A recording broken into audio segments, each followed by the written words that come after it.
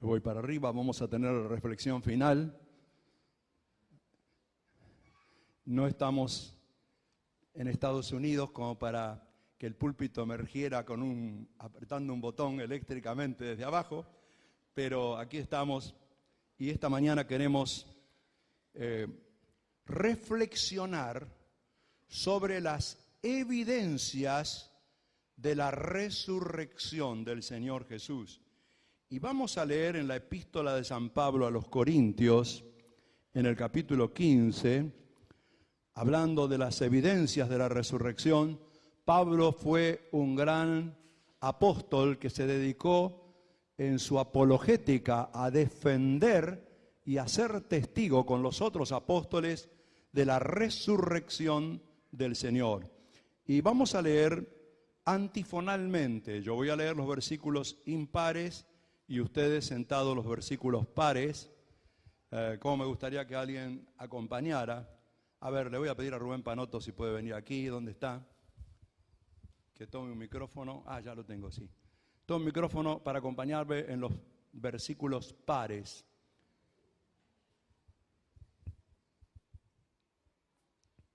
Y toda la congregación con él.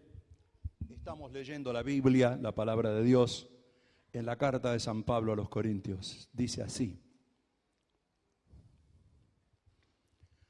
además, hermanos, les anuncio el evangelio que les prediqué, que es el mismo que ustedes recibieron y en el cual siguen firmes. Por medio de este evangelio serán salvados siempre las palabras que les he predicado. De no ser así, habrán creído en vano. En primer lugar, les he enseñado lo mismo que yo recibí, que conforme a las Escrituras, Cristo murió por nuestros pecados. Que también, conforme a las Escrituras, fue sepultado y resucitó al tercer día. Y que se apareció a Pedro, que tenía por sobrenombre Cefas, y luego a los 12. Después se apareció a más de 500 hermanos a la vez, de los cuales muchos aún viven y otros ya han muerto. Luego se apareció a Jacobo, después a todos los apóstoles. Y por último se me apareció a mí, que soy como un niño nacido fuera de tiempo.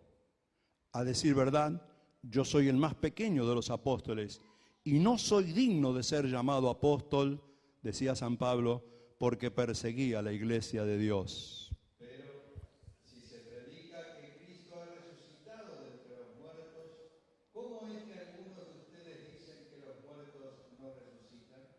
Porque si los muertos no resucitan, tampoco Cristo resucitó. Y si Cristo no resucitó, nuestra predicación no tiene sentido, y tampoco tiene sentido la fe de ustedes. Entonces resultaríamos testigos falsos de Dios por haber testificado que Dios resucitó a Cristo, lo cual no habría sucedido si es que en verdad los muertos no resucitan.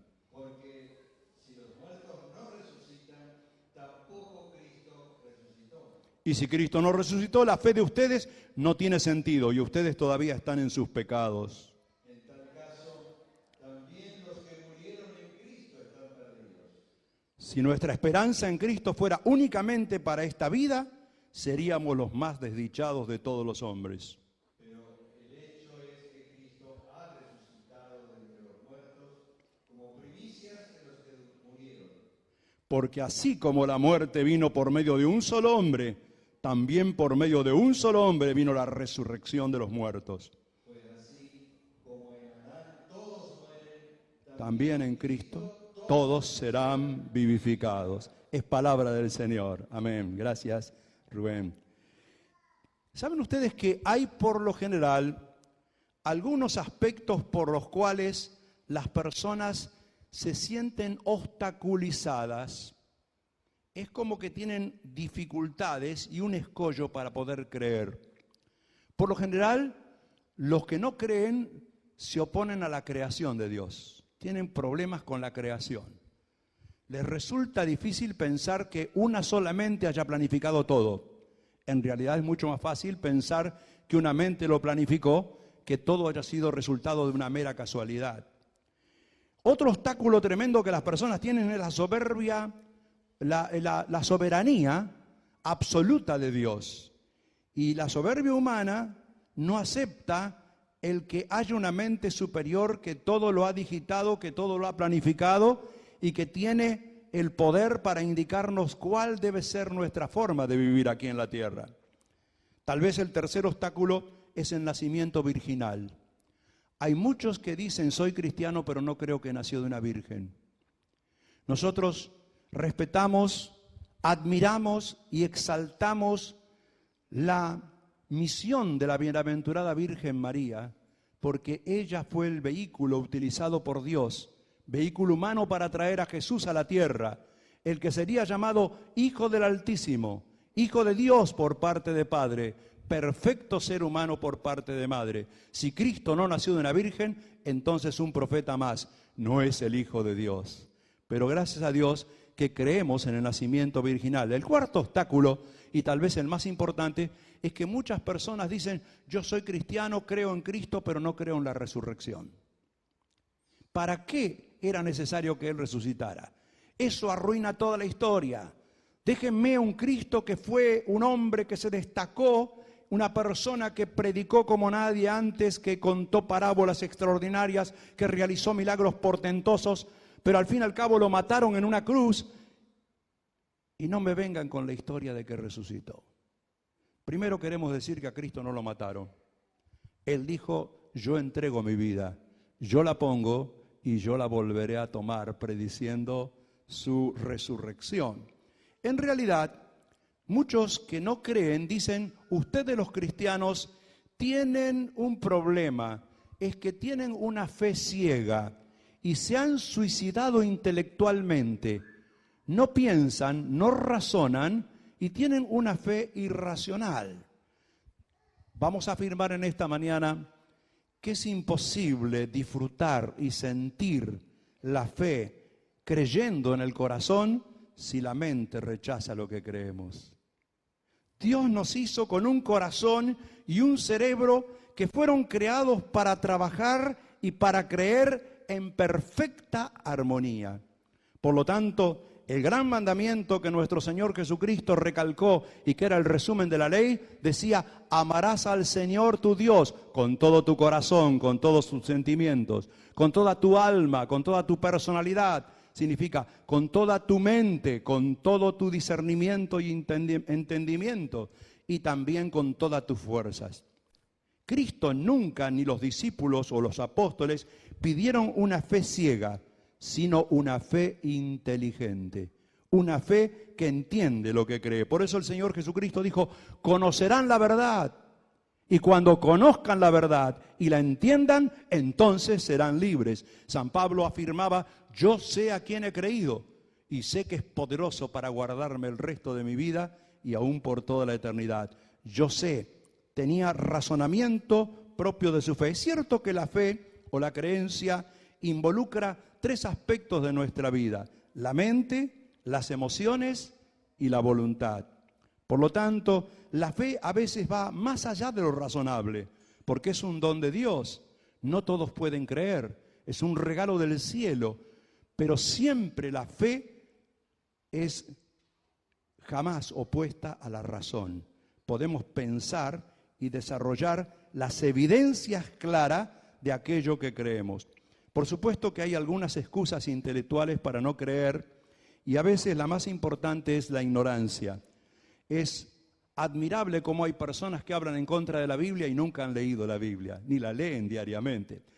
La ignorancia es lo que Pablo recalcó como la base de su incredulidad. Yo viví así porque era ignorante cuanto a las verdades de Dios. En segundo lugar, también el orgullo, la soberbia humana, que piensa que no está como que no entiende cómo poder sujetarse a la voluntad suprema y soberana de Dios. Mucho de lo que conocemos como humanismo piensa que el ser humano es el centro del universo y el centro del universo es Dios.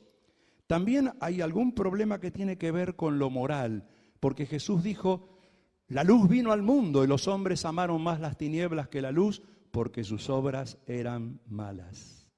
Por lo tanto, cuando alguien piensa en la libertad para gobernarse a sí mismo, en el descontrol de su vida, en el capricho de hacer lo que se le da la gana, sea en lo político, sea en lo moral, sea en lo comercial, sea en lo sexual, siente que tiene que resistir a Dios, por lo que podemos pensar que en realidad el cuarto argumento para no creer en Dios no tiene que ver tanto con la mente, sino con la voluntad humana. El Señor dijo a una persona en los días de su ministerio: si puedes creer, al que cree todo es posible. Y aquella persona quería creer, no podía del todo y dijo: Señor, creo, pero ayuda a mi incredulidad. Jesús dijo en cierta ocasión: te alabo, Padre, Señor del cielo y de la tierra, porque has escondido estas cosas de los sabios, de los entendidos, de los intelectuales, y las has revelado a los niños, a los humildes y a los sencillos. Por eso esta mañana vamos a ver rápidamente algunas evidencias de la resurrección.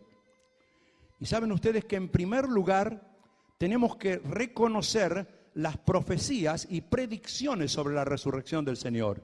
Ustedes saben que más de 4000 años atrás hubo un patriarca llamado Job que desarrolló profundamente su conocimiento filosófico y que habló tanto acerca de la ciencia de la naturaleza y de tantas otras cosas de la vida, pero él dijo: yo sé que mi Redentor vive y que al final se levantará sobre el polvo, prediciendo la resurrección del Señor.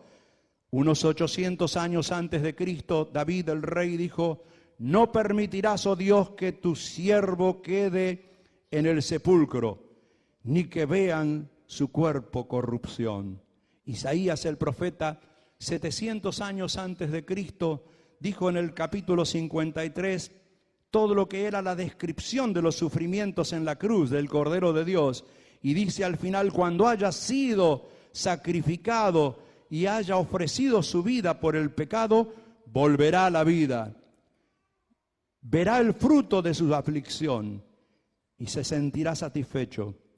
Del trabajo de su alma, él tendrá alegría y justificará a mi siervo a muchos y llevará los pecados de ellos. Pero no solamente las profecías predijeron la resurrección como una evidencia, sino que el Señor Jesucristo fue el que más habló acerca de su propia muerte y resurrección. Ustedes saben que en cierta ocasión, antes de subir al monte de la transfiguración, Él se detuvo junto al camino y les declaró a sus discípulos estas palabras que están en Mateo 16, 21. Dice: es necesario que yo vaya a Jerusalén. Es necesario que padezca mucho en manos de los principales sacerdotes y de los escribas. Es necesario que yo sea muerto y es necesario que yo resucite al tercer día. Cuando escucharon esto, Pedro lo sacó aparte del camino a Jesús y le dijo, recomendándole: Señor, no hables más de estas cosas. No queremos saber nada acerca de tu muerte ni de tu crucifixión. Señor, no has venido para esto. Y Jesús lo miró fijamente y le dijo: apártate de mí, Satanás, porque estás mirando las cosas desde el punto de vista de los hombres y no desde el punto de vista de Dios. Cuando bajaron del monte de la transfiguración, dice en Mateo 17:9, que cuando descendieron Jesús les mandó: no cuenten a nadie ni digan esta visión hasta que el Hijo del Hombre haya resucitado de los muertos. Entonces estas cosas serán escritas. También en el capítulo 17 dice que llegando a Galilea, el Señor les dijo: el Hijo del Hombre será entregado en manos de hombres pecadores y le matarán, pero al tercer día resucitará. Y ellos se entristecieron. El Señor Jesús, desafiando a los religiosos de la época, les dijo: destruyan este templo de Dios y en 3 días lo reedificaré. Esto no lo olvidaron los religiosos, porque fue una de las acusaciones que le hicieron en el juicio delante de Anás y Caifás y el Sanedrín. Tú que dices que vas a destruir el templo y en 3 días lo reedificarás, como una acusación.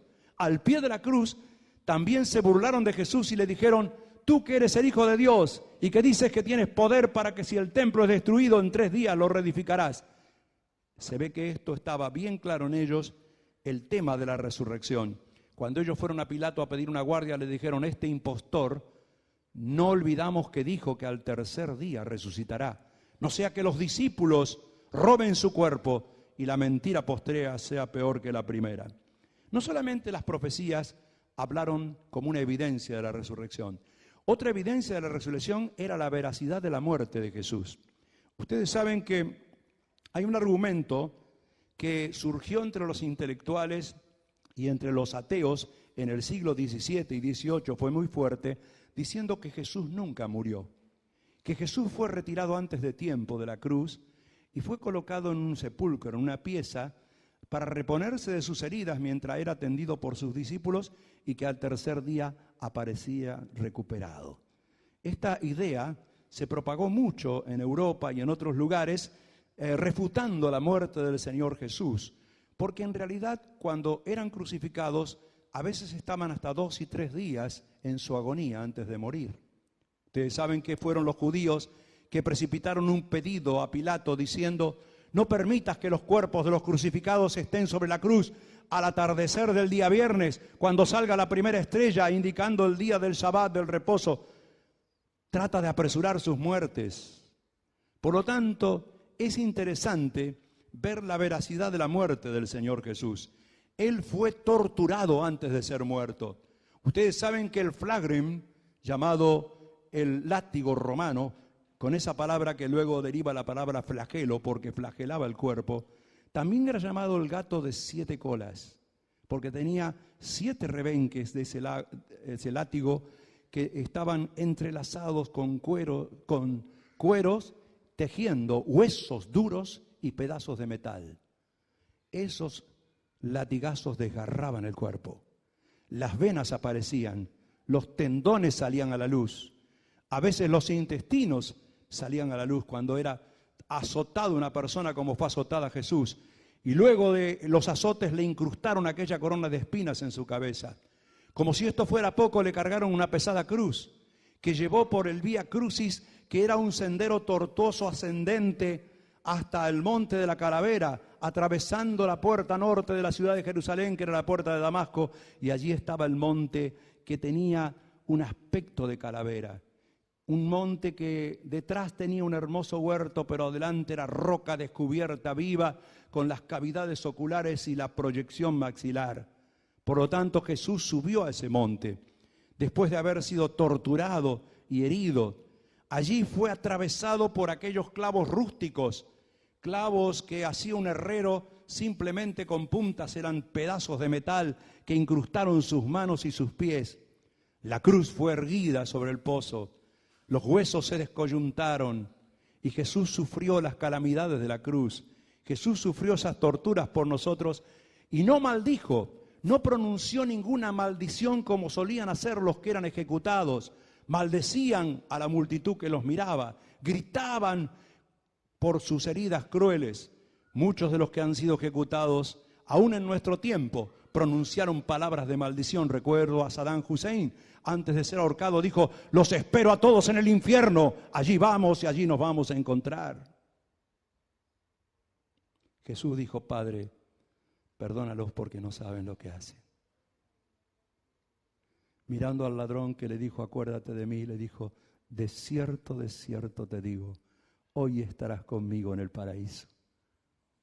Viendo a la bienaventurada Virgen María que se apoyaba en el hombro del discípulo Juan, el hombro, le dijo: mujer, él será tu hijo.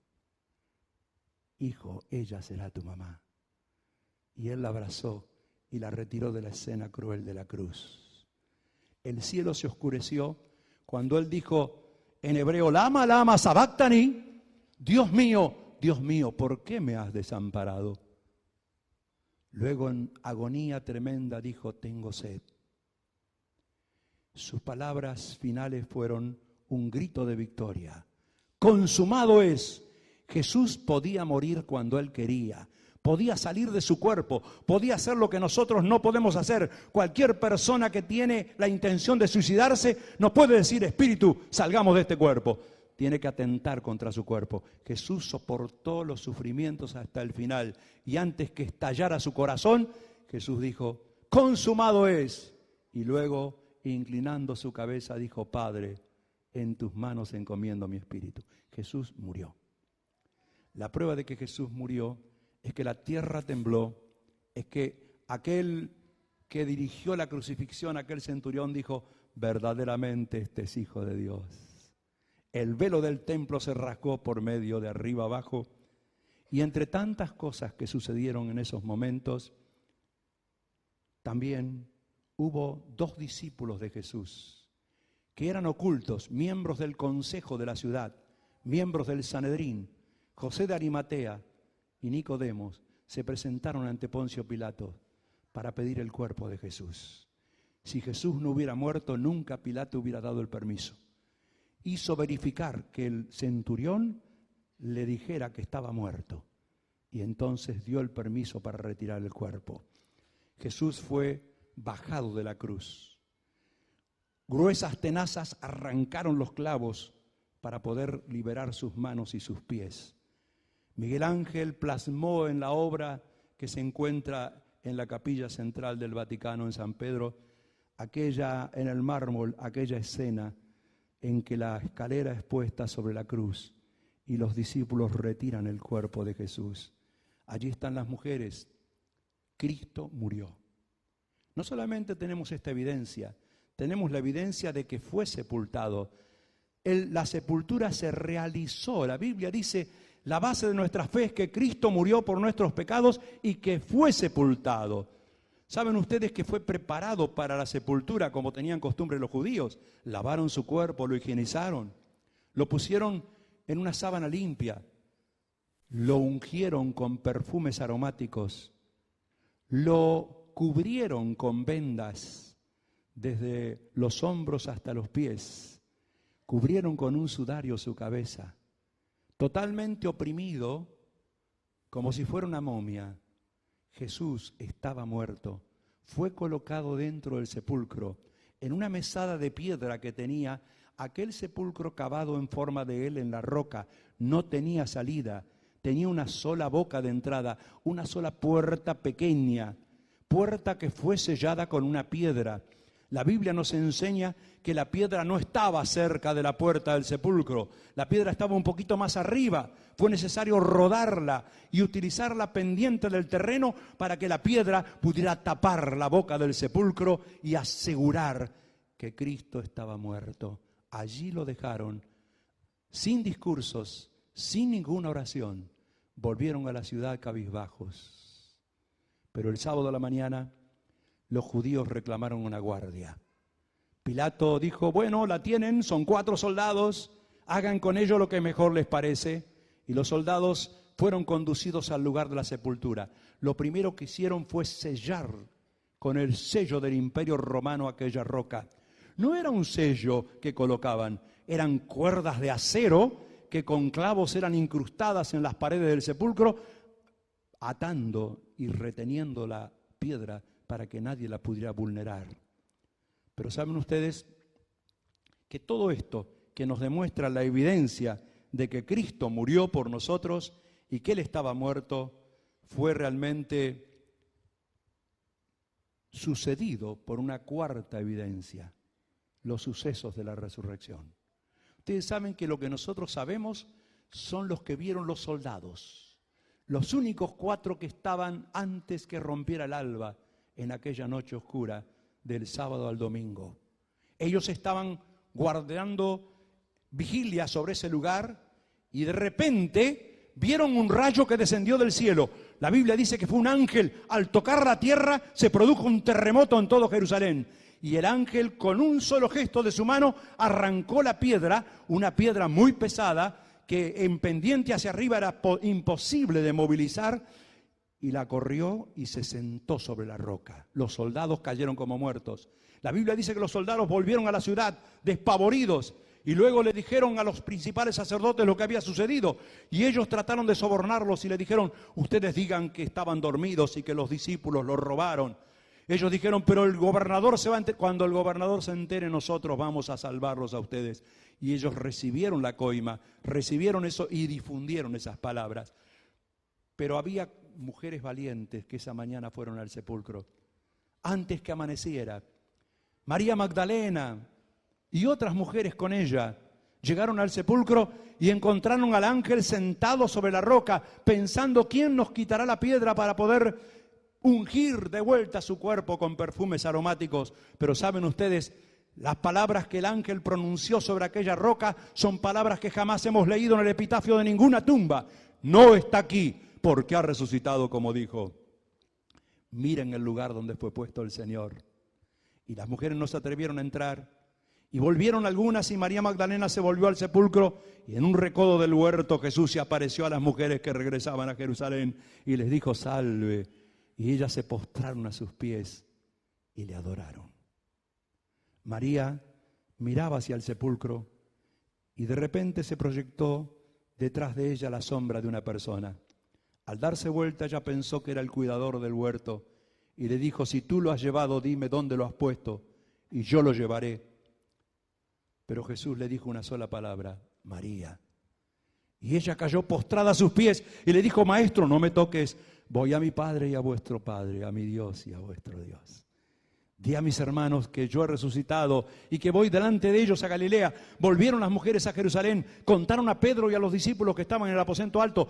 Pedro y Juan salieron corriendo para el sepulcro. Juan, que era más joven, llegó primero, pero no se animó a entrar. Pedro llegó después y entró, y quedó sorprendido al ver que las ataduras de Jesús estaban envueltas tal como habían sido colocadas, pero el cuerpo no estaba dentro. La Biblia dice que 2 discípulos iban caminando esa tarde a Emaús. Iban hablando de Jesús, iban pensando en Jesús, iban contándose y recordando los acontecimientos de la crucifixión, de la sepultura, sin darse cuenta que de repente un extraño caminante iba con ellos. Y cuando ellos iban tan tristes, este caminante comenzó a animarlos y a contarles. Era necesario, estaba escrito en las Escrituras, Moisés lo dijo, lo dijeron los profetas, era necesario que él muriera. Cuando la tarde cayó y llegaron a la aldea de Emaús, Jesús hizo como que iba más lejos y los discípulos le invitaron a quedarse. Quédate, porque el día ha declinado, la hora es muy avanzada. Lo invitaron a cenar esa noche. Y cuando ellos estaban en la mesa, Jesús hizo lo que ningún forastero haría en la casa de nadie que le invitara. Se atrevió a tomar el pan en sus manos y a dar gracias. Y cuando ellos vieron esas manos horadadas por el clavo de la cruz, dijeron: es el Señor, pero se esfumó de la vista de ellos. Volvieron a Jerusalén con una sola frase: hemos visto al Señor. Sucesos gloriosos de la resurrección. Los discípulos estaban reunidos en el aposento alto con las puertas y las ventanas cerradas por miedo de los judíos. Y entonces Jesús se apareció. Dice la Biblia que atravesó el techo y con las manos extendidas descendió lentamente diciéndoles: Shabbat Shalom, la paz sea con ustedes. Ellos pensaron que era un fantasma. Yo soy. ¿Tienen algo de comer? Y compartió en la mesa un trozo de pescado asado y un panal de miel, para que vieran que estaban frente a Cristo resucitado. Por lo tanto, Jesús se apareció muchas otras veces a los suyos, a Pedro, a solas, a Jacobo, como hemos leído, también a 500 hermanos en Galilea, y a los 11 en el momento en que ascendió, despegándose de la tierra para ascender a los cielos. Hay sucesos gloriosos que muestran la evidencia gloriosa de la resurrección. Pero ¿saben ustedes una cosa? A estos sucesos también tenemos otra evidencia: los testigos oculares. Los que lo vieron, lo dijeron. Pedro decía en su epístola: esto no es una fantasía, no es algo que hemos imaginado, es lo que nosotros hemos comprobado con nuestros propios ojos. Tocante a su gran majestad y gloria, lo vimos y por eso lo escribimos. El apóstol Juan habría de escribir lo que era desde el principio, lo que hemos oído, lo que hemos visto con nuestros ojos, lo que hemos contemplado y palparon nuestras manos tocante al verbo de vida. Eso que hemos oído y que hemos visto es lo que le predicamos, para que también ustedes tengan comunión con nosotros, para que las próximas generaciones puedan creer lo que hizo Dios verdaderamente con el Padre, con su Hijo Jesucristo. Y cuando Pedro predicaba en la casa de Cornelio, en los Hechos capítulo 10, dijo estas palabras: nosotros somos testigos de todas las cosas que Jesús hizo en la tierra de Judea y en Jerusalén, a quien mataron colgándole en un madero. A este levantó Dios al tercer día e hizo que se manifestase no a todo el pueblo, sino a los testigos que Dios había ordenado de antemano, a nosotros que comimos y bebimos con él después que resucitó de los muertos. Y nos mandó que predicásemos al pueblo y que seamos testigos que él es el que Dios ha puesto para juzgar a los vivos y a los muertos. Acerca de él dijeron los profetas que todos los que creen en su nombre recibirán la salvación y el perdón de sus pecados. Hay una evidencia que se ha prolongado a través de los siglos y que tenemos hoy en nuestros días, y es la Biblia. La Biblia es la palabra revelada de Dios. La Biblia es una evidencia de que Jesucristo resucitó. Ustedes saben que después que murieron los testigos de primera mano, vinieron los testigos de segunda mano, que lo oyeron de ellos, pero que no lo vieron. Los que vivieron al final del siglo I y el siglo II hablaban de la confiabilidad de los manuscritos.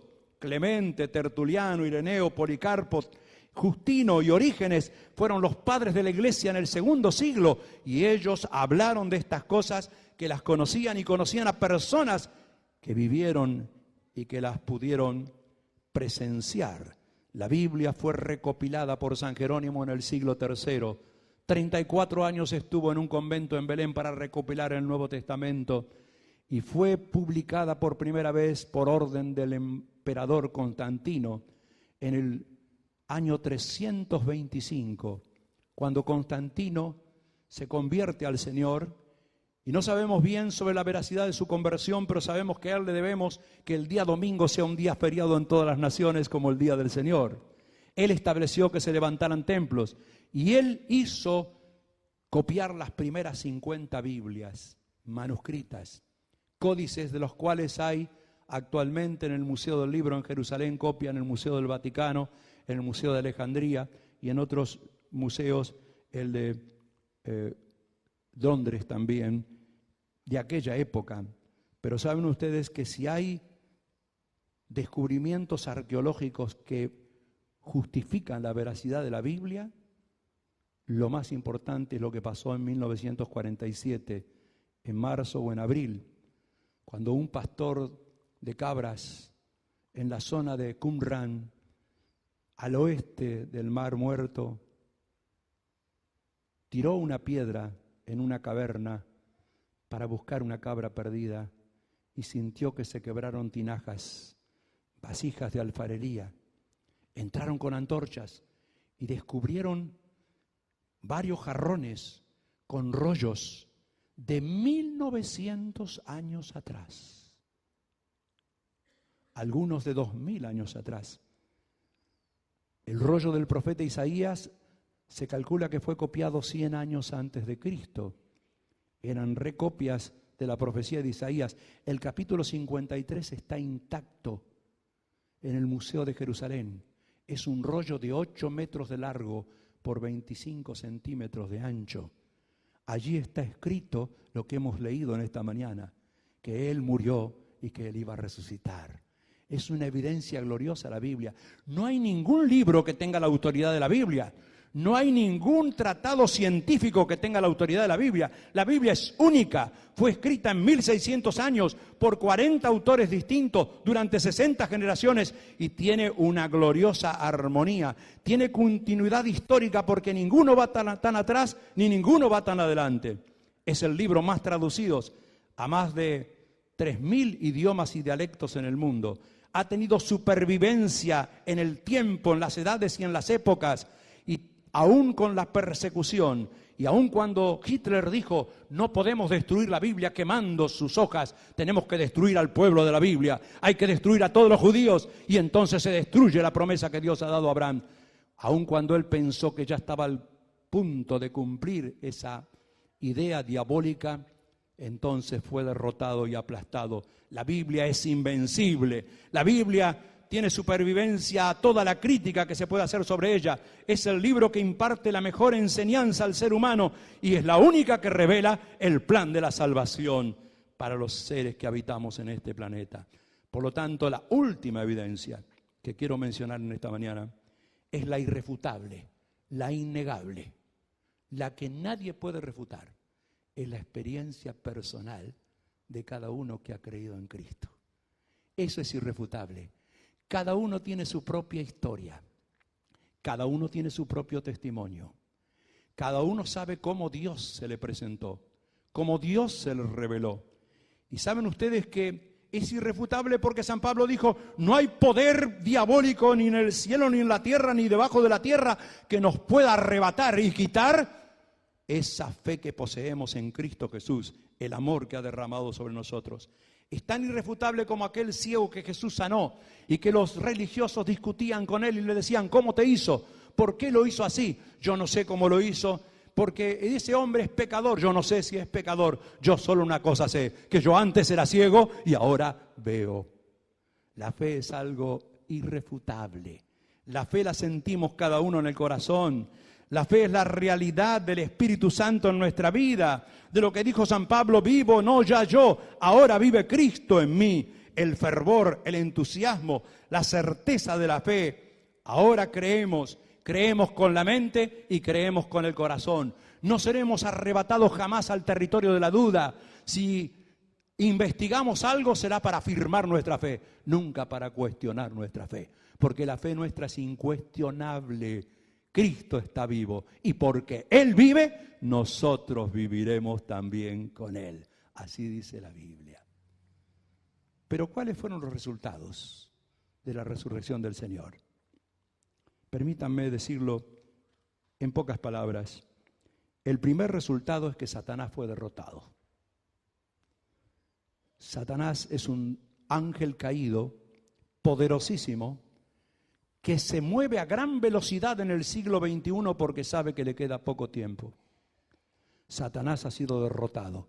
La Biblia dice, Jesús derrotó por la muerte al que tenía el imperio de la muerte, es a saber, a Satanás. No solamente Satanás ha sido derrotado, sino que la muerte ha sido vencida. Las garras de la muerte han perdido sus uñas. La muerte ya no tiene el poder que tenía antes y que tenía atemorizadas a las personas, porque si alguien está en Cristo ya no tiene miedo a la muerte. La muerte no es nada más que el vehículo que nos va a transportar al hogar eterno. Lo dijo en el siglo XII San Francisco de Asís en su famosa canción, oh criaturas del Señor, cantad con melodiosa voz a aquel que vive por los siglos de los siglos. Y él decía en una de sus estrofas, muerte tan dulce y sin temor, para el que cree en el Señor. Aleluya, aleluya, hacia el hogar me llevas tú, que nos prepara el Rey Jesús. Aleluya, aleluya, aleluya, aleluya. Aleluya. La muerte ha sido derrotada. No tenemos temor a la muerte. Por eso San Pablo dijo, ¿dónde está, oh muerte, tu aguijón? ¿Dónde está, sepulcro, tu victoria? Jesucristo ha resucitado. No solo la muerte ha sido vencida, sino que también el pecado ha sido deshecho. El pecado ha sido deshecho totalmente, ha sido destruido. El pecado ha sido vencido. Esa enfermedad que agobia a los seres humanos, esa enfermedad que nos llevó por el camino de la destrucción, que nos amargó, que nos encadenó, que nos llevó a sus trágicas consecuencias. La Biblia dice que hay perdón de pecados por la muerte y la resurrección de Jesús. Él resucitó para nuestra justificación. Quiero decirles que también la salvación es perfecta. Él, al resucitar, hizo perfecta la salvación de los justificados. Tenemos una salvación perfecta, hermanos. En Cristo tenemos salvación. Y no es una salvación dudosa, es una salvación certera. Jesús dijo, el que oye mi palabra y cree en el que me envió, tiene vida eterna. No, tal vez, tiene, y no vendrá condenación. Pasó de muerte a vida. La resurrección del Señor nos abrió un camino, ese camino abierto, nuevo y vivo, que nos permite elevarnos al Padre en el nombre del Hijo. Ustedes orarán así: Padre nuestro que estás en los cielos. El arma más poderosa que Dios ha dejado a los seres humanos es la oración. Es la palanca que mueve el mundo, que modifica las circunstancias, que puede abrirnos puertas y que puede señalarnos el camino. No solamente nos dio un camino nuevo, sino que derramó un poder sobre nosotros. Él dijo, es necesario que el Hijo del Hombre resucite y ascienda, porque cuando el Hijo del Hombre sea exaltado, el Espíritu Santo será derramado. Y el poder de la iglesia está en el Espíritu Santo, que está en nosotros, que se mueve en nosotros, que piensa en nosotros, que nos llena de amor, de alegría, de paz, de paciencia, de bondad, de sensibilidad, de humildad, de fe, de templanza, de equilibrio, de dominio propio. No hay mejor placer que la sensación gloriosa del Espíritu Santo obrando en nuestra mente y en nuestro corazón. Por último, también nos da la vida eterna. El credo dice, creo en Dios Padre Todopoderoso, creo en Jesús, que nació de la bienaventurada Virgen María, que padeció bajo el poder de Poncio Pilatos, pero que resucitó al tercer día. Creo en la vida perdurable y eterna. Hay una vida eterna para vos y para mí, hermano, hermana, si tenemos fe sencilla en el Señor Jesús, si nos apoyamos en el poder de su obra gloriosa en la cruz y de su resurrección. Por eso les animo en esta mañana a que tengamos esa sensación gloriosa de reconocer y de creer. Creer es posible.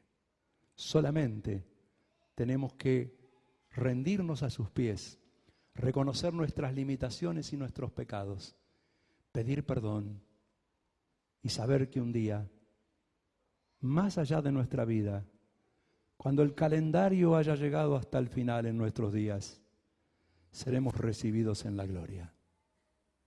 Hay un estribillo que cantaba un hermano guatemalteco que quisiera repetírselos en esta mañana, para que cada uno reafirme su fe y esté seguro de que está en Cristo y que Él es su Salvador. No es cuestión de religión, es cuestión de relación con Él. Juan, el discípulo amado, cuando escribió el libro de Apocalipsis, cuando vio al que dijo, yo soy el que vivo y estuve muerto, y aquí que vivo por los siglos de los siglos, y tengo en mis manos la llave del infierno y de la muerte, es Jesús el vencedor. Él vio el número de los redimidos, vio una multitud incontable, vio tanta gente con vestiduras blancas que entraban para disfrutar de la gloriosa eternidad con Dios, cosa que ojo no vio, ni oído yo, ni mente humana fue capaz de imaginar. Son las que Dios tiene preparadas para los que le aman. Y ese estribillo que cantaba mi hermano guatemalteco dice así: Juan vio el número de los redimidos, de los salvados por el Señor. Estaban todos con ropas blancas y en ese número estaba yo. Juan vio el número de los salvados por el Señor. Estaban todos con ropas blancas y en ese número estaba yo. ¿Estabas vos también ahí? ¿Dónde te ves? ¿Dónde te ves en esa escena? ¿Te ves incluido o te ves excluido? ¿Sos de Cristo o no sos de Cristo? ¿Te has rendido al Señor de corazón y has aceptado el poder de la resurrección o todavía no lo has hecho?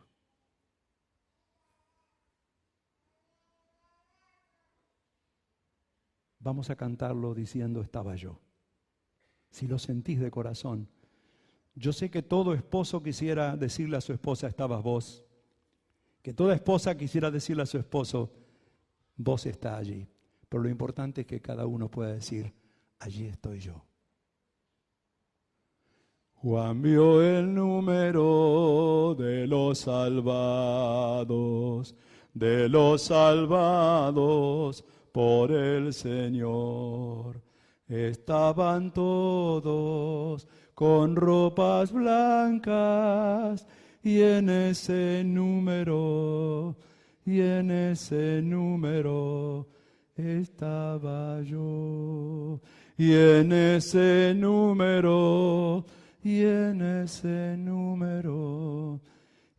ese número estaba yo. Señor, te pedimos esta mañana que apliques tu palabra a nuestra mente y a nuestro corazón. Que no haya aquí nadie, Señor, que por cualquier razón se sienta fuera de esta escena. Queremos ser de aquellos que vivieron una vida llena de fe, de fervor y de entusiasmo y que disfrutarán contigo por todos los siglos de la eternidad. Señor, bendice a cada uno de los que estamos aquí. Bendice la plegaria personal de cada uno. Que al salir a este día luminoso podamos salir con Cristo en nuestros corazones. Te lo suplicamos en el glorioso nombre del Señor Jesús. Si nosotros creemos en Él, si nosotros recibimos los beneficios de la resurrección, no tendremos miedo al futuro. No tendremos miedo al mañana, ni al pasado mañana, ni al más allá. Porque cuando Cristo está en nosotros, podemos decir con todo el corazón, porque Él vive, yo también triunfaré.